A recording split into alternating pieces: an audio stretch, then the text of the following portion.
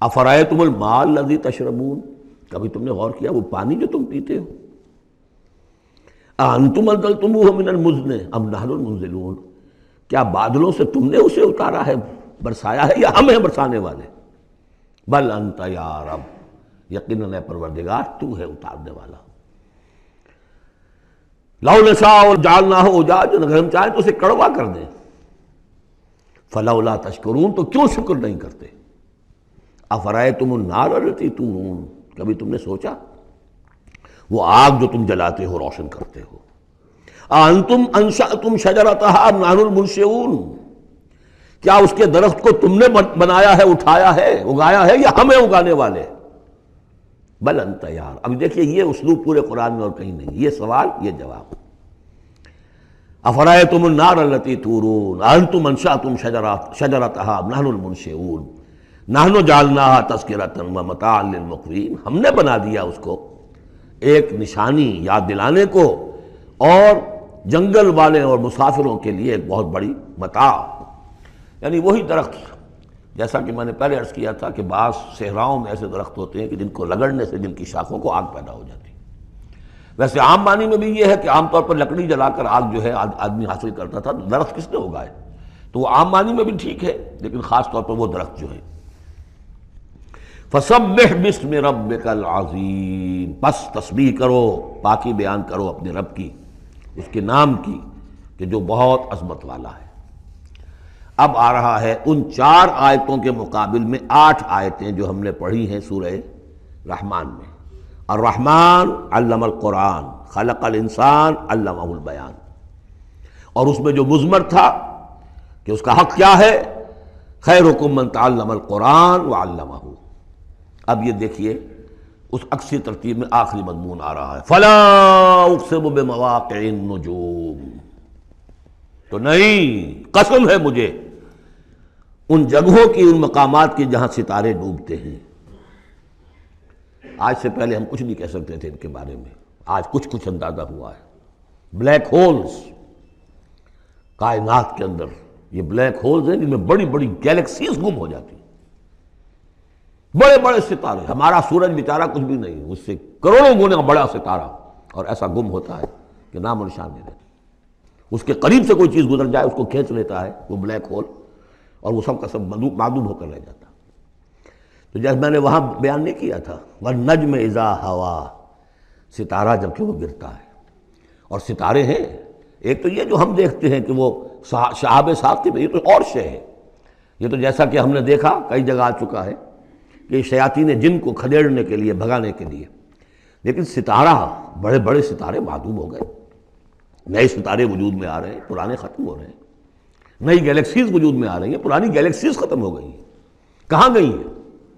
وہ black holes ہیں اب بھی یونیورس کے اندر، واللہ عالم۔ لیکن یہ کہ جس شان کے ساتھ یہاں اللہ تعالیٰ نے تذکرہ کیا ہے، فلا اقسم بمواقع النجوم وانہ لقسم لو تعلمون عظیم، اور یہ یقیناً ایک بہت بڑی قسم ہے اگر تمہیں معلوم ہو جاتا۔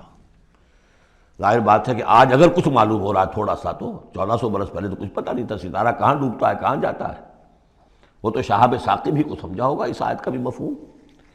تو اصل بات کیا، قرآن مجید کا ٹیکسٹ، اس کا جو مفہوم آج سے 1000 سال پہلے سمجھا گیا وہ ہم پر بائنڈنگ نہیں ہے۔ ہاں جو قرآن کا عملی پہلو ہے، حلال اور حرام کے جو احکام ہیں، وہ وہی جو پہلوں نے سمجھے ہیں، اس کے لیے تو ہمیں پیچھے جانا ہوگا۔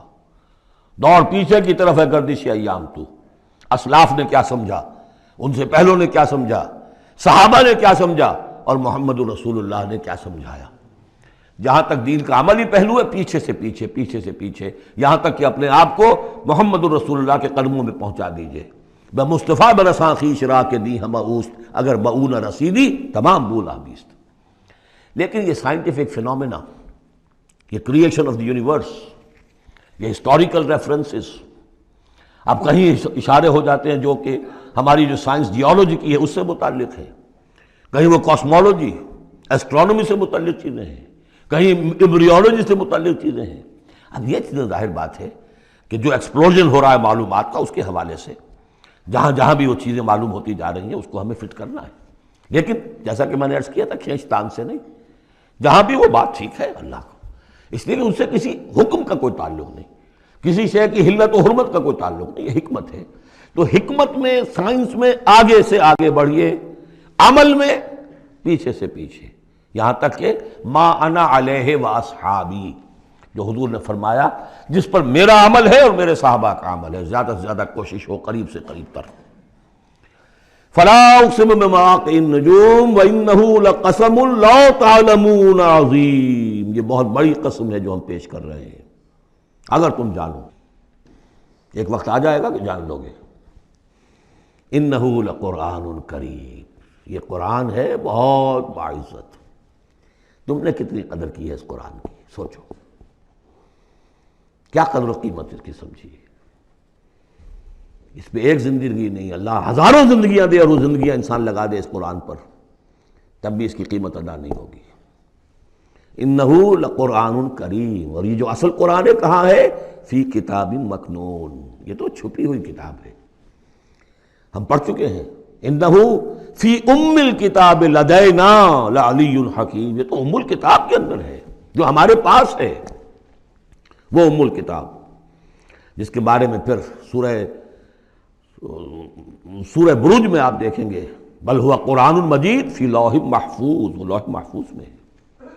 یہاں فرمایا فی کتاب مکنون لا یمسہ الا المطہرون، اسے چھوتے ہی نہیں، چھو ہی نہیں سکتے مگر بہت پاک، بالکل پاک مخلوق ہے، فرشتے۔ کلا انہا تذکرہ فی صحف مکرمۃ مرفوعۃ مطہرۃ بایدی سفرۃ کرام بررہ، یہ تو ان فرشتوں کے ہاتھوں میں ہے، وہ فرشتے اسے چھوتے ہیں اس کتاب کو، کہ جو کرام بررہ فی صحف مکرمۃ، بڑے ہی باعزت صحیفوں میں ہے وہ، فی صحف مکرمۃ مرفوعۃ مطہرۃ ایدی سفرۃ، ان لکھنے والوں کے ہاتھ میں ہے وہ، کرام بررہ، جو کرام ہے، بڑے باعزت، ان فرشتوں کا۔ تو لا یمسہ الا المطہرون۔ ویسے اس آیت سے ایک حکم نکالا فقہا نے کہ قرآن کو چھوا نہ جائے ناپاکی کی حالت میں، اگر ناپاکی بڑی ہے، جنابت ہے، پھر تو چھونا کیا، پڑھنے کی بھی اجازت نہیں، زبان سے اپنے حافظے سے بھی پڑھنے کی اجازت نہیں۔ لیکن اگر چھوٹی نجاست ہے تو آپ زبانی پڑھ سکتے ہیں، یعنی جس میں وضو کی حاجت ہوتی ہے، لیکن چھونے کے لیے وضو ضروری ہے۔ لیکن یہ اصل میں اس آیت کا جو سمجھیے ایک ضمنی مضمون ہے، فقہا نے یہ نکال لیا مسئلہ، لیکن اس کا ایک اور مفہوم جو ہے بہت اہم ہے۔ قرآن کو تم چھو بھی رہے ہو، اور فرض کیجئے کوئی ناپاک آدمی بھی آئے گا چھو لے گا، کون روک سکتا ہے اسے چھوئے گا، غیر مسلم پڑھتے ہی ہیں، چھوتے ہیں۔ اور یہ کہ تم پڑھتے بھی ہو، لیکن اس قرآن کا جو ایک اصل نیوکلیس ہے، اس کا جو اصل لب لباب ہے، اس تک تمہاری رسائی نہیں ہوگی جب تک کہ تمہارا اندر پاک نہ ہو چکا ہو۔ یہ باطن کی پاکی قرآن کے اصل علم اور فہم اور اس کی اصل ہدایت کو حاصل کرنے کے لیے شرط لازم۔ اس کا مرکز جو ہے تیرے وجود کے مرکز سے دور رہتا ہے۔ فرشتہ اگرچہ جان نکالتا ہے لیکن تیرے وجود کے مرکز سے دور رہتا ہے۔ قرآن کا بھی ایک وجود کا مرکز ہے، اسی لیے کہا ہے سورہ حدید میں پڑھیں گے ہم، هو الاول والآخر والظاہر والباطن، اس کا ایک ظاہر ہے، الفاظ ہیں، اس کی آپ نے نحوی اور صرف کی بحث کر لی، مطلب یہ ہے روایات پڑھ لی، اس کی ایک روح باطنی ہے، اس تک رسائی نہیں ہو سکتی الا المطہرون، اس کو چھو بھی نہیں سکتے وہ لوگ مگر وہ لوگ کہ جو پاک ہو چکے۔ اسی لیے نوٹ کیجئے، چونکہ وہ مضمون اب آ چکا ہے، ایک مرتبہ اور آگے آئے گا سورہ جمعہ میں، 3 مرتبہ آ چکا ہے۔ حضرت ابراہیم اور حضرت اسماعیل نے جب دعا کی تھی، ربنا وبعث رسولا منہم یتلو علیہم آیاتک ویعلمہم الکتاب والحکمت ویزکیہم، تعلیم کتاب و حکمت کو پہلے رکھا تھا، تزکیہ کو آخر میں رکھا تھا۔ لیکن اللہ تعالیٰ کی طرف سے 2 مرتبہ ہم پڑھ چکے ہیں، ترتیب اللہ نے بدل دی۔ کما ارسلنا فیکم رسولا منکم یتلو علیکم آیاتنا ویزکیکم ویعلمکم الکتاب والحکمہ، تزکیہ پہلے، تعلیم کتاب و حکمت بعد میں۔ پھر سورہ آل عمران میں آیا لقد من اللہ علی المؤمنین اذ بعث فیہم رسولا من انفسہم یتلو علیہم آیاتہ ویزکیہم ویعلمہم الکتاب والحکمہ۔ تیسری مرتبہ پھر یہ آیت آئے گی سورہ جمعہ میں، هو الذی بعث فی الامیین رسولا منہم یتلو علیہم آیاتہ ویزکیہم ویعلمہم الکتاب والحکمہ۔ پہلے پاک کرو اندر سے، پھر اس کتاب کو سمجھو گے، ورنہ ہو سکتا ہے تفسیر لکھ دو لیکن تمہارا باطن اس سے جگمگائے گا نہیں، تمہاری اپنے اندر اس کا نور نہیں آئے گا۔ تفسیر لکھ دو، ہیں لکھنے والے، وہ تو غیر مسلموں نے ایسی ایسی تفسیریں لکھ دی، اس کے جو ہے ترجمے کیے ہیں پورے پورے قرآن کے، اور بڑے بڑے اچھے عربی انہوں نے بڑی یوں سمجھیے کہ اس پر پوری طرح مہارت اور اس کا کنٹرول حاصل کر کے پھر کیے، ایسے نہیں کیے۔ لیکن یہ کہ قرآن کی روح، اس کے لیے تزکیہ باطن ضروری ہے، پہلے تزکیہ۔ اسی لیے وہ آیتیں بھی ذہن میں لے آئیے سورہ یونس کی، یا ایھا الناس قد جاءتکم موعظۃ من ربکم وشفاء لما فی الصدور وہدی ورحمۃ للمؤمنین۔ پہلے یہ سینے کے اندر جو روگ ہیں، تکبر ہے، حب مال ہے، حب جاہ ہے، شہرت کی طلب ہے، اختیار اور اقتدار کی طلب ہے، یہ اگر اندر ہے، یہ خباثتیں بھری ہوئی ہیں، تو اس قرآن کا جو اصل فہم ہے وہ تم پر کبھی منکشف نہیں ہوگا۔ ڈکشنری سے دیکھ لو، پڑھ لو، اندر پاک کرو۔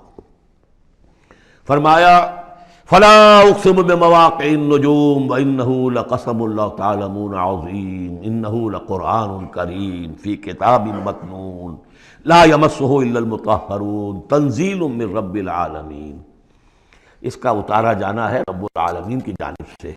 افبہذا الحدیث انتم مدہنون، اس کتاب، اس چیز کے بارے میں تم مداہنت کر رہے ہو، کسل سے کام لے رہے ہو، اس کو سیکھنے کے لیے تیار نہیں، اس کو اپنے ذہن پر، قلب پر براہ راست اتارنے کے لیے عربی سیکھنے کو تیار نہیں۔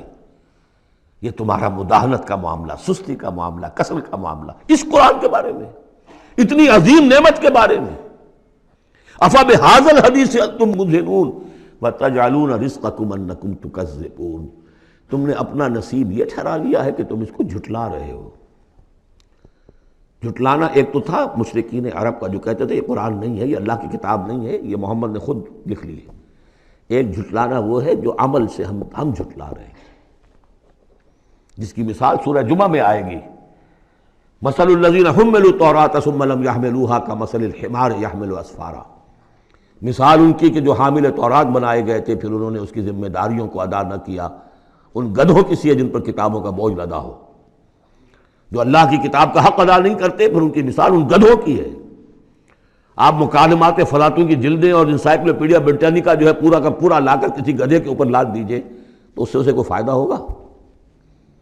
یحمل اسفارا کمثل الحمار یحمل اسفارا بئس مثل القوم الذین کذبوا بآیات اللہ۔ بری ہے مثال اس قوم کی جس نے اللہ کی آیات کو جھٹلایا ہے۔ حالانکہ یہودیوں نے تورات کو کہ انکار تو کبھی نہیں کیا، ابھی تک سینے سے لگائے ہوئے ہیں جیسے بھی کچھ ہے ان کے پاس۔ تو عملی تکذیب یہ ہے، ما آمن بالقرآن من استحل محارمہ، جس نے قرآن کی حرام کردہ کسی شے کو اپنے لیے حلال ٹھہرا لیا، اس کا قرآن پر کوئی ایمان نہیں۔ یہ تکذیب ہے حال سے، عمل سے، وہ تکذیب ہے قول سے۔ ہم قول سے تکذیب نہیں کر رہے، ہم کہتے ہیں اللہ کی کتاب ہے یہ۔ ہمارا عمل دیکھیں، کیا اس قرآن کو تم نے پڑھا، سمجھا، اس کے لیے زندگی کا کوئی وقت صرف کیا؟ معمولی کیریئرز کے لیے 20 25 سال کی تعلیمیں ہیں جو آج کل انسان حاصل کر رہے ہیں۔ یہاں سے MBBS کیا ہے، پھر کوئی FSMG کا امتحان دیا ہے، پھر امریکہ میں گئے، پھر امتحان دیا ہے، پھر وہاں، اور پھر وہاں پر ریزیڈنسی ہو رہی ہے، پھر نہ معلوم اس کے بعد ہے، پھر وہاں سے جو ہے ڈپلومیٹ بننے کے لیے، اور جو وہاں پہ بنے ہوئے بورڈز، ان سے آدمی کی عمر ہو جاتی 35 برس 40 برس لگے ہوئے۔ اس لیے اس دنیا میں اچھی ذرا معاش اچھی ہو جائے گی، پیسے اچھے ہوں گے، اپنا سٹینڈرڈ آف لیونگ اونچا ہو جائے، اور کیا ہوگا؟ تو تم نے اس کتاب کے ساتھ تمہارا سلوک کیا ہے، یہ تکذیب حالی ہے۔ وَتَجْعَلُونَ رِزْقَكُمْ أَنَّكُمْ تُكَذِّبُونَ۔ وہاں مثبت انداز آیا تھا، الرحمن علم القرآن خلق الانسان علمہ البیان۔ اس میں مضمر کیا بات تھی؟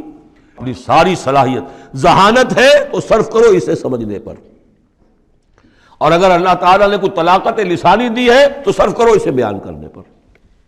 یہ اس کا مصرف ہے۔ اور یہاں جو یہ نہیں کرتے ان کے اوپر یہ گرفت ہے. افبہذا الحدیث انتم مدہنون وتجعلون رزقکم انکم تکذبون فلولا اذا بلغت الحلقوم. اب یہ جو ہے ایک اضافی شان ہے اس سورہ مبارکہ کی، اس کے کورسپونڈنگ جو ہے کوئی مضمون اس صورت میں موجود نہیں ہے، یہ اضافی ہے، ایک نقشہ کھینچا جا رہا ہے. فلولا اذا بلغت الحلقوم، تو کیوں نہیں جب جان حلق میں آ کر پھنس جاتی ہے، عالم نزع ہے، وانتم حینئذ تنظرون، اور تم اس وقت دیکھ رہے ہوتے ہو. تمہارا کوئی عزیز ہے، تمہارے والد ہیں، تمہارا کوئی بھائی ہے، تمہارا کوئی بیٹا ہے، تمہاری کوئی بیوی ہے، بیوی کے سامنے اس کی شوہر ہے، اس کا جان نکل رہی ہے، اس کی جان جو ہے پھنسی ہوئی ہے یہاں. وانتم حینئذ تنظرون، دیکھ رہے ہوتے ہو، بے بس ہوتے ہو، کچھ کر نہیں سکتے. وَنَحْنُ أَقْرَبُ إِلَيْهِ مِنْكُمْ وَلَٰكِن لَا تُبْصِرُونَ، ہم تمہارے مقابلے میں ان سے قریب تر ہوتے ہیں اس وقت، اس کی رگے جاں سے قریب تر، لیکن تم دیکھ نہیں سکتے. فلولا ان کنتم غیر مدینین، تو اگر تم کسی کے اختیار میں نہیں ہو، کسی کی رعیت نہیں ہو، کسی کے قابو میں نہیں ہو، تو لولا ترجعونہا، یہ لولا ملے گا یہاں پر آ کر. فلولا ان کنتم غیر مدینین، فَإِن كُنتُمْ غَيْرَ مَدِينِينَ لَوْلَا تَرْجِعُونَهَا إِن كُنتُمْ صَادِقِينَ، تو کیوں نہیں لوٹا لیتے اس جان کو اگر تم سچے ہو. معلوم ہوتا ہے یہ جان تمہارے اختیار میں تو نہیں ہے، کوئی واپس لوٹا سکتا ہے؟ لا سکتے ہو واپس؟ بڑے سے بڑے رائل فزیشن اور رائل سرجنز کھڑے ہوں گے اور بادشاہ سلامت جا رہے ہیں، روک لو اگر روکنا ہے، کوئی ہے کسی میں دم کہ روک سکے؟ بڑے سے بڑے سرجن بھی ہے، بڑے سے بڑے فزیشین بھی ہے، سب کے سب ڈاکٹرز ہیں، تمہاری نگاہوں کے سامنے ہم لے جاتے ہیں. بس یہ ہے کہ لے جانے والے تمہیں نظر نہیں آ رہے، کوئی آئے ہیں لینے کے لیے. وَنَحْنُ أَقْرَبُ إِلَيْهِ مِنْكُمْ وَلَٰكِن لَا تُبْصِرُونَ، تمہارا وہ پیارا اور لاڈلا جو جا رہا ہے تمہاری نگاہوں کے سامنے، تم تو کھڑے ہو دیکھ رہے ہو، لیکن ہم تمہارے مقابلے میں اس سے قریب تر ہیں، لگے جان سے قریب تر. نحن اقرب الیہ من حبل الورید فلولا ان کنتم غیر مدینین، اگر تم خود مختار ہو، کسی اور کے قابو میں نہیں ہو، تو تمہیں یہ جان لوٹا لینی چاہیے. پھر ترجعونہا ان کنتم صادقین، ظاہر بات ہے کیا جواب ہوگا اس کا. اب اس کے بعد وہی تین جو گروہ شروع میں آئے تھے ان کا آخری انجام. فَأَمَّا إِن كَانَ مِنَ الْمُقَرَّبِينَ، تو جس کی ہم یہ روح لے کر جا رہے ہیں، اگر تو وہ مقربین میں سے تھا، ہمارا نیک بندہ تھا، سابقون میں سے تھا، آگے بڑھتا تھا، فاستبقوا الخیرات، نیکیوں میں بھلائیوں میں آگے نکلتا تھا، انفاق مال بذل نفس میں اور سب سے آگے نکلتا تھا. ان کان من المقربین فراح وریحان وجنت نعیم، اس کے لیے تو پھر راحت ہی راحت ہے، خوشبی ہوئی خوشبی ہے، اور جنت نعیم، اور جنت النعیم اور باغ ہے نعمتوں والے. واما ان کان من اصحاب الیمین، اور اگر وہ اصحاب الیمین میں تھا، نیک تھا، بھلا تھا، ہمارے دین کے لیے خدمت وہ بھی کر رہا تھا، اگرچہ وہ سابقون الاولون جیسے نہیں، ان سے کمتر درجے میں، لیکن اصحاب الیمین میں سے. فسلام لک من اصحاب الیمین، تو یمین والے داہنے والوں سے بھی تم پوری طرح دل اپنا مطمئن رکھو، وہ بھی بڑے آرام میں رہیں گے، عیش میں رہیں گے، اللہ تعالیٰ کے نعمتوں میں رہیں گے، جس کا ذکر پہلے تفصیل سے آ چکا ہے. وَأَمَّا إِن كَانَ مِنَ الْمُكَذِّبِينَ الضَّالِّينَ، اور اگر وہ تھا، اب یہاں مکذبین پہلے لے آئے ہیں، ضالین بعد میں. پہلے جہاں شروع میں بیان آیا تھا ایھا الضالون المکذبون، یہاں اب یہ کہ جھٹلانا ان کا جو ہے یہ زیادہ بڑا جرم ہے. آدمی جو ہے بھٹک رہا ہو، لیکن بھٹکنے والے کو راستہ دکھا دیا جائے، بات ٹھیک ہو گیا، راستے میں وہ اختیار کر لے. جو اس کو جھٹلائے وہ ہے جرم، اصل میں بہت بڑا جرم. وَأَمَّا إِن كَانَ مِنَ الْمُكَذِّبِينَ الضَّالِّينَ، اور اگر وہ تھا جھٹلانے والوں میں اور وہ بھٹکنے والوں میں، فَنُزُلٌ مِّنْ حَمِيمٍ، تو اس کی جو تواضع ہوگی، ابتدائی تواضع، وہ کھولتے ہوئے پانی سے ہوگی. وَتَصْلِيَةُ جَحِيمٍ، اور پھر اسے جھونک دیا جائے گا جہنم میں. إِنَّ هَذَا لَهُوَ حَقُّ الْيَقِينِ، یہ ساری باتیں اس قابل ہے کہ یقین کیا جائے، یہی بات ہے یقین کے قابل، ہونا ہے، ہو کر رہنا ہے. وَكُنْتُمْ أَزْوَاجًا ثَلَاثًا، تمہیں تین میں تقسیم ہونا ہے، تین گروہوں میں. فَسَبِّحْ بِاسْمِ رَبِّكَ الْعَظِيمِ، پس تسبیح کیجئے اپنے رب کے نام کے ساتھ جو کہ بہت عظمت والا ہے۔ سبحان ربی العظیم، یہ چونکہ اس میں 2 مرتبہ آیا ہے اس آیت کا، اور اس میں سمجھ لیجیے جب یہ آیت نازل ہوئی تو حضور نے فرمایا اجعلوہ فی رکوعکم، سبحان ربی العظیم، سبحان ربی العظیم، سبحان ربی العظیم۔ یہ جو ہم کہتے ہیں در حقیقت فسبح باسم ربک العظیم، جو اس صورت میں 2 مرتبہ آیا ہے۔ بارک اللہ لی ولکم فی القرآن العظیم ونفعنی وإیاکم بالآیات والذکر الحکیم۔